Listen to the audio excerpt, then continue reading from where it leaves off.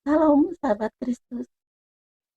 Kalau di video sebelumnya saya mengungkapkan tentang Allah Tritunggal melalui firman Allah yang menciptakan manusia di Kejadian 1 ayat 26, di mana di sana Allah menyatakan dirinya sebagai uh, ungkapan, bukan menyebut dirinya aku, tetapi kita, di mana kata kita itu adalah kata majemuk, dan di situ pun saya mendapatkan pemahaman bagaimana manusia yang terdiri dari roh, tubuh, dan jiwa adalah satu manusia. Pada saat ini saya ingin juga eh, mengungkapkan bagaimana saya membaca firman Tuhan, eh, tentang firman yang menjadi manusia. Itu di dalam Yohanes 1 ayat 14 dikatakan bahwasanya firman itu telah menjadi manusia Yesus. Tapi jauh sebelumnya di perjanjian lama, saya mendapatkan eh, firman Allah di dalam Amsal 8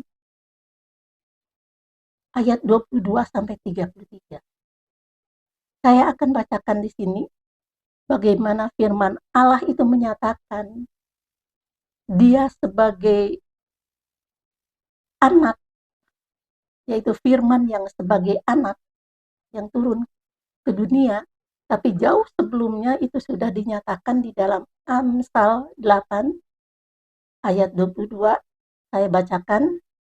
Tuhan telah menciptakan aku sebagai permulaan pekerjaannya, sebagai perbuatannya yang pertama-tama dahulu kala. Kemudian ayat berikutnya, sudah pada zaman purbakala aku dibentuk pada mula pertama sebelum bumi ada. Sebelum air samudra raya ada, aku telah lahir. Sebelum ada sumber-sumber yang syarat dengan air, sebelum gunung-gunung tertanam dan lebih dahulu daripada bukit-bukit, aku telah lahir. Sebelum ia membuat bumi dengan padang-padangnya atau debu daratan yang pertama, ketika ia mempersiapkan langit, aku ada di sana. Ketika ia menggaris kaki langit pada permukaan air samudra raya, ketika ia menetapkan awan-awan di atas, dan mata air samudra raya meluap dengan deras, ketika ia menentukan batas kepada laut, supaya air jangan melanggar titahnya, dan ketika ia menetapkan dasar-dasar bumi, aku ada sertanya sebagai anak kesayangan. Setiap hari aku menjadi kesenangannya dan senantiasa bermain-main di hadapannya. Aku bermain-main di atas muka buminya, dan anak-anak manusia menjadi kesenanganku. Di sini saya akan tekankan lagi, aku bermain-main di atas muka buminya, dan anak-anak manusia menjadi kesenanganku. Itu Amsal 8 ayat 31. Kemudian oleh karena itu, hai anak-anak, dengarkanlah aku. Karena berbahagialah mereka yang memelihara jalan-jalanku. Dengarkanlah didikan, maka kamu menjadi bijak. Janganlah mengabaikannya. Wow, puji Tuhan. Saya mendapatkan firman ini di mana Raja Salomo di dalam Amsalnya yang ke-8 dari ayat 22 sampai 33 itu memberi pemahaman kepada saya. Justru sebelum firman Allah itu menjadi manusia, turun ke dunia untuk langsung menyelamatkan manusia, dia sebelum dunia ada itu dia sudah lahir. sudah ada firman itulah yang menyebutkannya. Mulai Raja Salomo, Allah mengemukakan bagaimana firman itu telah lahir.